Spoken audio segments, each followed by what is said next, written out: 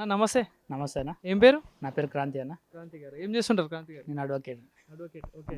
So చాలా తెలిసి ఉండొచ్చు మీకు. ఓకే. సో మరి తెలంగాణలో పార్లమెంట్ ఎలక్షన్స్ హడావిడి మొదలైంది. సో 3 పార్టీలు తిరుగుతున్నాయి.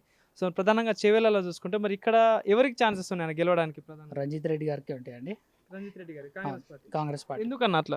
ఎందుకంటే మేము ఎప్పుడు వెళ్ళినా కానీ రంజిత్ రెడ్డి గారు ఏ సమస్య మీద పోయినా ఆయన కాదన్నాడు.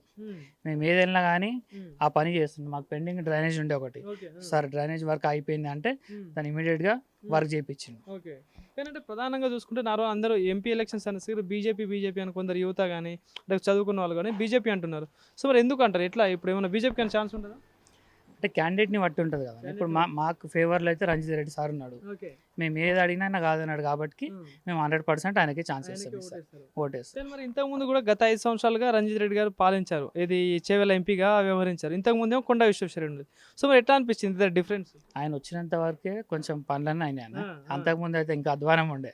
ఇప్పుడు మీరు చూడొచ్చు, ఈ రోడ్లు చూస్తే చాలా ఘోరంగా ఉన్నాయి. ఇప్పుడు ఆయన మాకు మాట ఇచ్చిండు, ఎలక్షన్ కాగానే రోడ్స్ ఇంకా కొన్ని వాటర్ అక్కడక్కడ పెండింగ్ ఉన్నాయి కనెక్షన్స్, అవన్నీ కూడా ఫుల్ఫిల్ చేస్తాను మాకు మాట ఇచ్చింది. అంటే మరి చూసుకుంటే ఈ 5 సంవత్సరాల్లో మరి ఏమైనా మార్పు కనిపిస్తుందా? చేవెళ్ళ మొత్తంలో ఏమైనా అభివృద్ధి ఏమైనా కనిపిస్తుందా? కనిపిస్తుందన్న. డెవలప్మెంట్ అనేది చాలా బాగుంది, మీరు కూడా చూస్తున్నారు. ఎందుకంటే ఇంతకుముందు మీరు చూసినట్టయితే ఈ రోడ్ కూడా అసలు లేకుండే. మా కాలనీ ప్రెసిడెంట్ నవీన్ అన్న గారు అక్కడ కూర్చొని ధర్నా చేస్తేనే మాకు ఆ రోడ్ అనేది అయ్యింది. ఇంకా సెకండ్ కోర్టు కూడా కాలేదు, అది కూడా ఫుల్ఫిల్ చేస్తా అని చెప్పారు.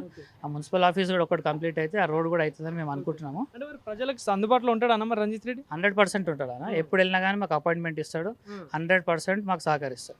సో ఈ 3 అభ్యర్థులలో బెస్ట్ ఈయనేనంటావా? బెస్ట్ అన్న, 100%. సో పోటీ ఎట్లా ఉండొచ్చు ముగ్గురికి? ఇక పోటీ అనేది ఏం లేదు, 100% రంజిత్ రెడ్డి 100%. ఎందుకంటే మెజారిటీ రావచ్చు, చాలా వస్తుంది అన్న, మాక్సిమం మెజారిటీ వస్తుంది. ఎప్పుడు వెళ్ళినా కానీ కాదు అని అన్నాడు. ప్రజలలో ఉంటాడు, ప్రజల మనిషి, ఎప్పుడు వచ్చినా కానీ అందరికి సపోర్ట్ ఇస్తాడు. కానీ కొందరు ఏమంటున్నారు, గతంలో టీఆర్ఎస్ లో ఉండి ఇప్పుడు కాంగ్రెస్ పార్టీలకు సొంత లాభాల కోసం వచ్చిన కొందరు అంటున్నారు. మరి ఏమంటారు మీరు? కాదన్న, మేమేమంటాం అంటే మా డెవలప్మెంట్ గురించి వచ్చిందని మేమంటాం. ప్రజల గురించి, ఆయన డెవలప్మెంట్ గురించి వచ్చిందని మేమంటాం. అంతే అంతే. సో తెలంగాణలో 17 స్థానాలు ఉన్నాయన్న మొత్తం ఎంపీ. సో మరి ఎన్ని గెలవచ్చు మరి కాంగ్రెస్ పార్టీ? చెప్పలేము అన్న. మా సైడ్ అయితే మా క్యాండిడేట్ అయితే 100% వస్తాడు, 100% వస్తాడు. Thank you.